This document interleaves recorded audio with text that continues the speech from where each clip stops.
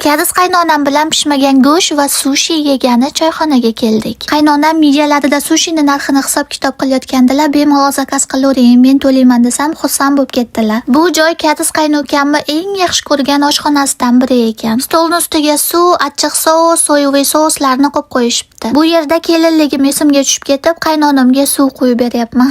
Qaynonam o'zlariga ikkita shunaqa sushi bilan tovuq go'shtli ovqat zakaz qildilar. Men esa o'zimga katta tarelkada pishmagan go'sht va pishmagan baliqli sushi zakaz qildim. 12 ta sushiga to'ymaysan deb qaynonam o'zlarining ovqatlaridan ham beryaptilar. Xavotir olmang, bu tugasa yana bitta zakaz qilib yeyman desam, qaynonamning ko'zi chiqib ketdi. Ishonaveringlar, pishmagan go'shtdan qilingan sushini yemabsiz, bu dunyoga kelmabsiz. Pishgan go'shtga qaraganda pishmagani juda ham mazali chiqar ekan.